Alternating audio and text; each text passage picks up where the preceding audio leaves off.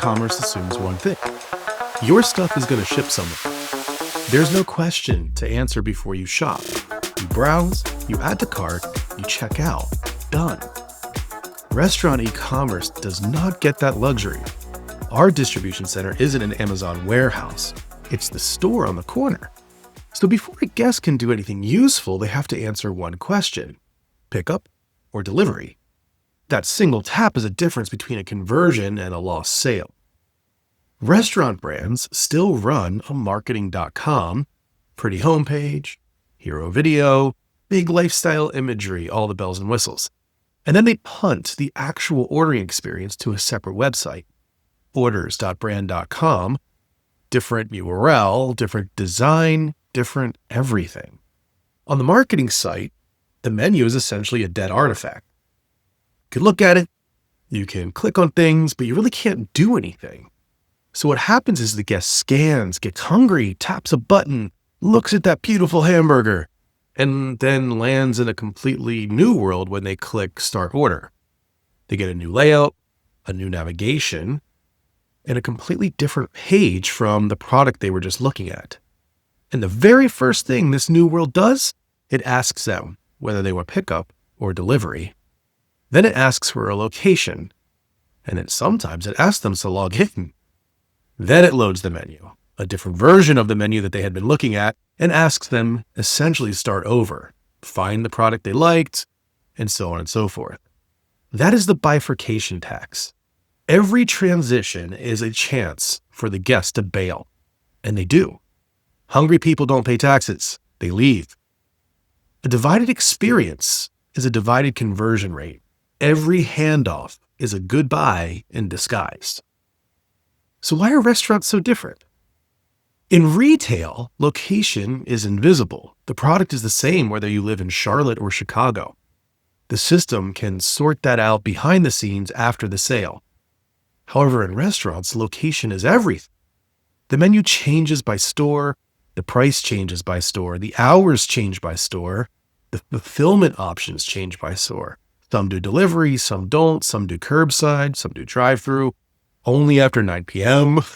None of the math works until the guest tells the system two things: how they want it and where they are.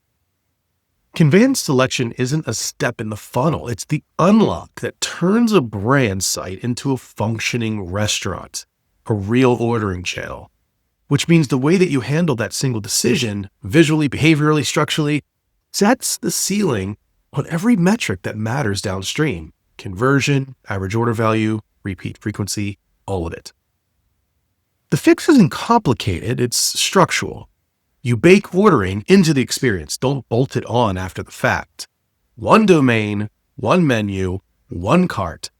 The guest never has to leave. The guest never has to start over. And right at the top of that unified experience, you put a conveyance selector that does its job in 3 or 4 seconds max. Not a modal that interrupts the page, not a wizard with 5 screens, a clean, persistent control that tells the guest exactly what they're doing and exactly where they're doing it from. What a good conveyance selector looks like, and this is very important, is it's visible at first glance. Not buried behind a hamburger menu, not hidden in a footer, and definitely not on another website. The guest should never have to hunt for it. 2 choices, plain language, pickup or delivery. That's it. No jargon, no clever brand speak, no fulfillment method. Sticky, not destructive. And then once they pick, the system remembers. They shouldn't have to re-answer it 3 pages deep. Easy to change. That's another one. People have got to be able to say, oh, I thought I wanted pickup, but now I want delivery. If a guest decides to make that switch, it's just one tap, and then, of course, adding in the associated address or location. The cart should be able to survive that change, unless, of course, it is changing a location altogether, in which case that could cause some problems, of course.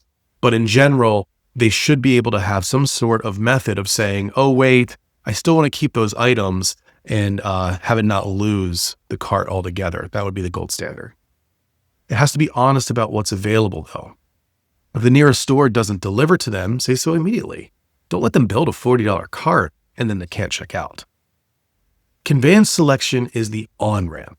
Either the guest merges into the experience smoothly or they spin out before the meal. The brands that win in the restaurant digital game aren't the ones with the prettiest hero videos. They're the ones that respect the guest's intent. And the very first place that respect shows up is in the conveyance selector. Get that one tap or click right, and everything downstream gets much easier. Get it wrong, and you're just a beautifully branded reason for someone to go to a competitor or a third-party channel.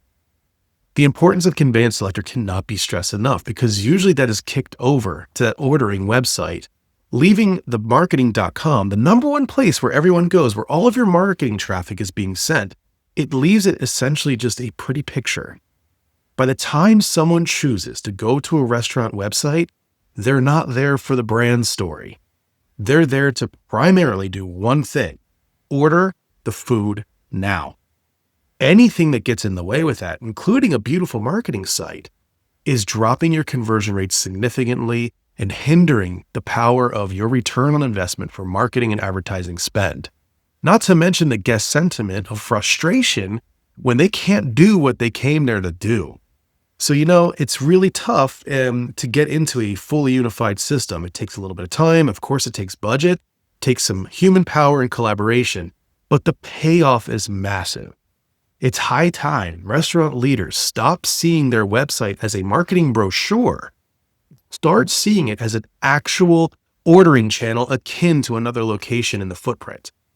When that is seen, massive lifts in sales and other key metrics will be felt by the brand, and we can actually start getting down to the nitty-gritty of innovating, learning, and growing, and seeing an ever increase in those sales.